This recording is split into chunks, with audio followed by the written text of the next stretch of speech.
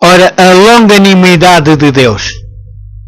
Durante quase 40 anos atrasou o Senhor os juízos. Havia muitos ainda entre os judeus que eram ignorantes em relação ao caráter e obra de Cristo.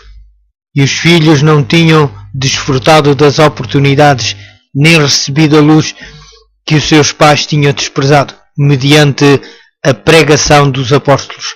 Deus faria com que a luz resplandecesse sobre eles. Veria como a profecia havia sido cumprida, não apenas no nascimento e vida de Cristo, como ainda na sua morte e ressurreição. Os filhos não foram condenados pelos pecados dos pais, quando, porém, rejeitaram a luz adicional que lhes foi dada.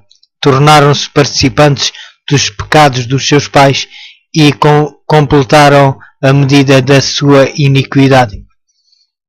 Os judeus, na sua obstinada impenitência, rejeitaram a última oferta de misericórdia. Então Deus afastou deles a proteção. A nação ficou sob o controle do líder que escolhera. Satanás suscitou as mais violentas e vis paixões da alma. Os homens achavam-se fora da razão, controlados pelo impulso e raiva cega, tornando-se satânicos na sua crueldade. Amigos e parentes traíam-se mutuamente. Pais matavam os seus filhos e estes aos pais. Os dirigentes do povo não tinham capacidade de se governarem a si próprios. As paixões tornavam-nos tiranos. Os judeus haviam aceitado o falso testemunho na condenação do inocente Filho de Deus. Agora as falsas acusações tornavam insegura a sua própria vida. O temor de Deus não os perturbaria mais. Satanás achava-se à frente da nação. Chefes de fações oponentes caíam sob a força uns dos outros, executando impiedosa matança. Mesmo a santidade do templo não lhes refiava horrível ferocidade. O santuário estava contaminado com os cadáveres dos mortos. No entanto, os instigadores desta obra infernal declaravam não recear que Jerusalém viesse a ser destruída. Ela era a cidade de Deus. Mesmo enquanto as legiões romanas estavam a sitiar o templo, multidões acreditavam que o Altíssimo se interporia a fim de derrotar os seus inimigos. Entretanto, Israel tinha desdenhado a proteção divina e agora não tinha defesa. Presságio do desastre. Todas as predições de Cristo relativas à destruição de Jerusalém se cumpriram à letra. Apareceram sinais e maravilhas durante 7 anos. O homem esteve a subir e a descer a rua de Jerusalém, declarando as desgraças que sobreviriam à cidade. Este ser estranho foi preso e açoitado, mas aos insultos e maus tratos respondia somente: ai, ai de Jerusalém! Ele foi morto no cerco que havia predito. Depois dos romanos, sob o Sestio, terem cercado a cidade, inesperadamente abandonaram o cerco, quando tudo parecia favorável a um ataque imediato.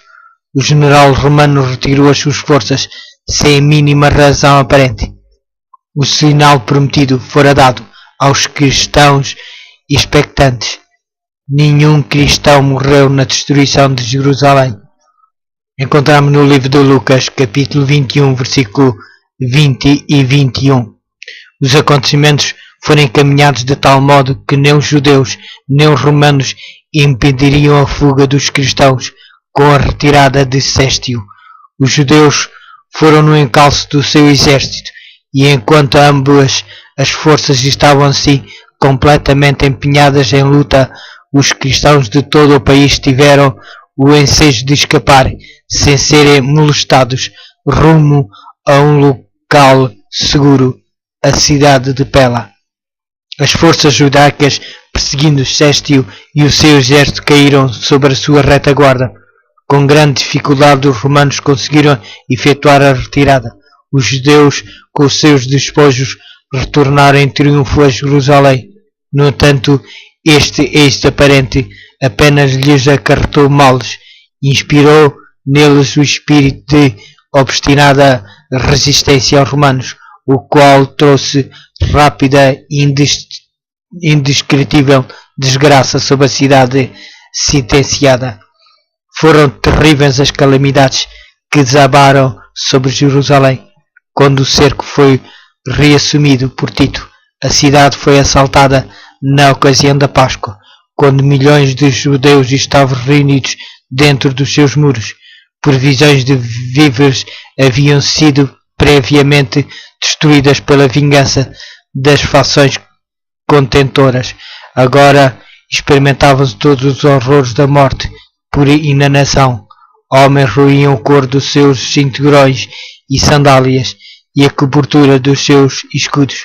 Numerosas pessoas saíam da cidade à noite para apanhar plantas silvestres que cresciam fora dos muros da cidade. Se bem que muitos fossem mortos com severas torturas, muitas vezes os que voltavam em segurança eram roubados daquilo que tinham conseguido recolher. Maridos roubavam das suas esposas, esposas roubavam dos maridos, filhos arrebatavam o alimento da boca dos seus pais já idosos. Continuamos a ouvir o hino